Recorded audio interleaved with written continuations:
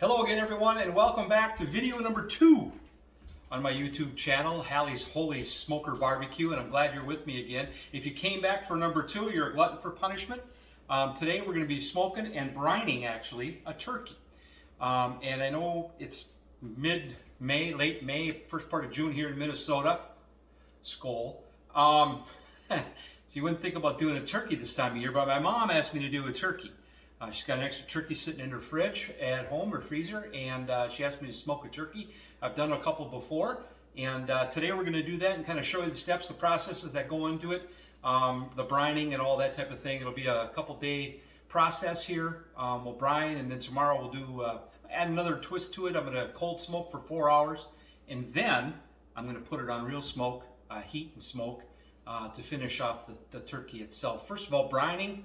Why would you brine something, right? A turkey has a tendency to be dry. If you've been at a Thanksgiving function with family or friends and you've had turkey, sometimes the breast can be dry.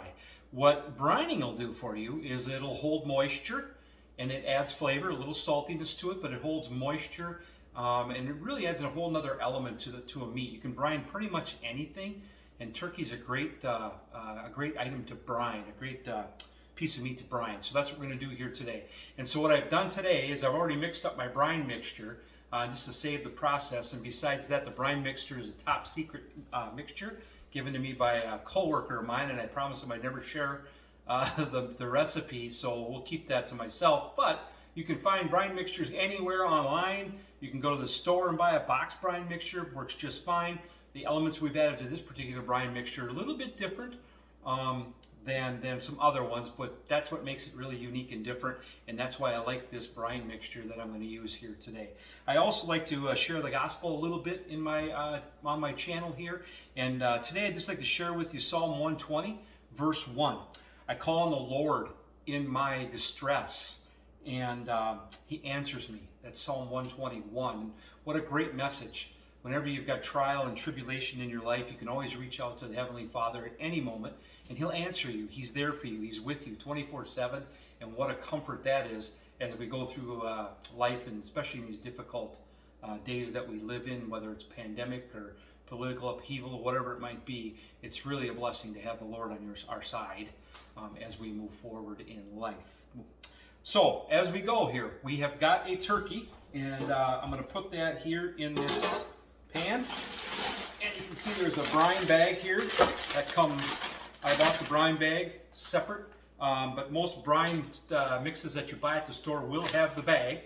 From this point forward now, we'll add the brine mixture to this bag.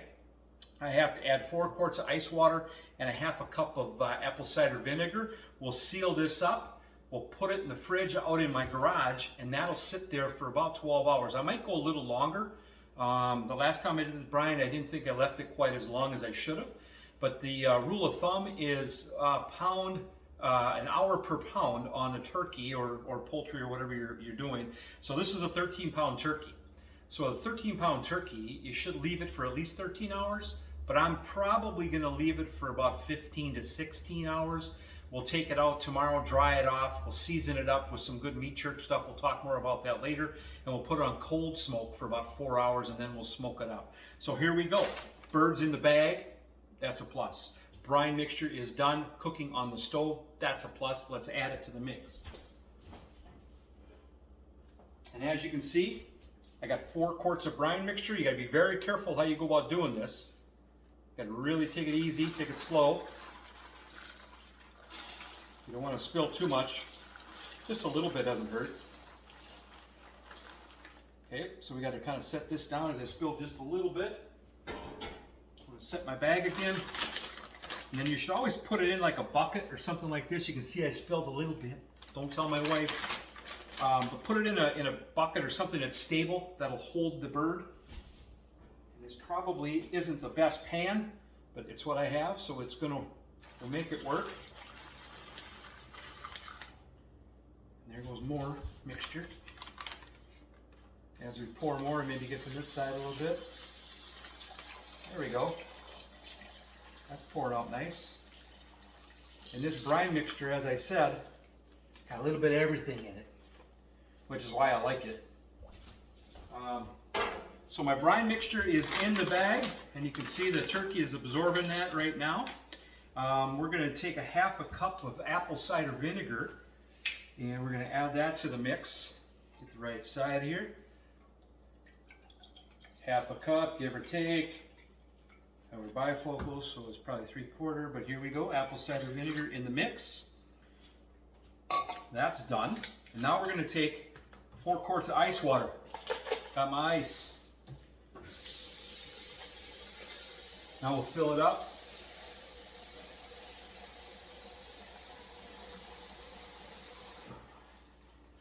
So this is 2 quarts ice water. And we need 2 more.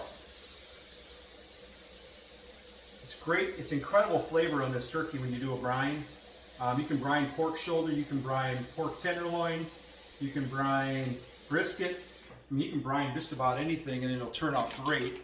It adds a whole other element of moisture, and it also tenderizes the meat, which is always a plus for those people that are into that. They want it super tender. So we'll seal this bag up as I go along here. Bag is officially sealed. Now from this point forward, we'll take this turkey, we'll set it in the refrigerator. It'll sit there for 15 hours, give or take.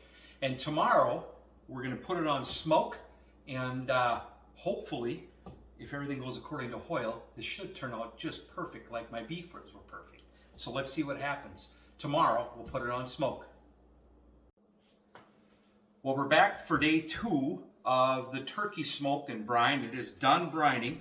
Had it on brine for 14, 15 hours, give or take a little bit. And I can smell it. It smells amazing. When you brine a bird like this, it smells great. Now what we're going to do is we're going to rub it down with some olive oil, and then we're going to season it with this. This is Meat Church, garlic and herb, and this stuff is amazing. And we're going to douse it with some seasoning, and then we're going to put it on cold smoke, and we're going to cold smoke it for 4 hours. Then we are going to smoke it for 6 hours on the Weber Smoky Mountain. So we'll begin here real quickly with olive oil mixture. I like to just to do this so it adds a nice sheen to the bird, and it also allows for the Meat Church seasoning to stick, and it'll stay on there better. And I'll tell you what, this bird smells amazing at the brine at that length of time. And once you brine it, also remember to pull it out, wash it off, and clean it off. That'll help in the process as well. And we got that part done. I'm going to flip it. We'll do the bottom. 13-pound turkey. This is the breast area. And this is the most important part of the bird because this is the meatiest part of the bird. And we got that covered. Kind of a cool overcast day here in Minnesota, so it's going to take a little bit longer to smoke. Get up to temp and kind of keep it going. It's almost June. I can't believe the temps outside are like in the 40s, 50s, but that's Minnesota. You get what you pay for, and you pay for a lot here in a lot of different ways. But anyway, okay, so we've got it oiled down, and now we'll hit it with some Meat Church garlic and herb. And this stuff is amazing. It's a great blend. You can find this stuff online at meatchurch.com. I'm giving them a free plug, and maybe they'll send me some goods along the way. We'll see. But you douse it down with some Meat Church, and we'll flip it, and we'll do the backside, and we'll put it on some cold smoke. Now the party begins as we cold smoke and smoke, and it's going to be about a 10 to 12 hour process before this is done. Cold smoke is next. All right, we're about ready to put this turkey on cold smoke. I'm out in my garage right now. It potentially could rain today, so I'm going to put it under a little bit of cover because I don't have any cover on my back patio.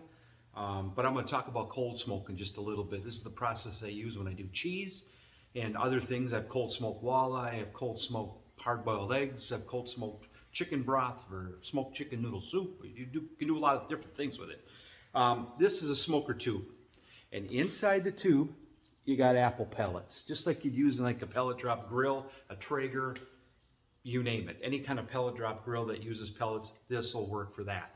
I fill it up, this tube, and it'll get me about 4 hours of smoke, and it'll just smolder, and it'll put a cold smoke on this turkey, and it will be amazing when it's all said and done. And a lot of people, when they smoke turkeys or they hang birds in big fridges or meat lockers or whatever, that's kind of that process is too. It's just a lot longer process than what I'm doing here today. So what you do is you fill it with your pellets. You add gel fire starter to the pellets. Let's do that right now. And we'll put a little bit in here. I gotta say hi to the Walters boys. I think they're watching. They want me to do something epic. I'm an old guy. I don't know epic. But if you want me to start my house on fire, this is where it could potentially happen. Here we go. Fire starter, pellets, fire. And you light the gel. And what the gel does, if you can see, it'll have a nice blue flame. I can't quite get it to you. Maybe you can see it. And it'll just have a slow burn down to a point where these pellets are hot and lit up.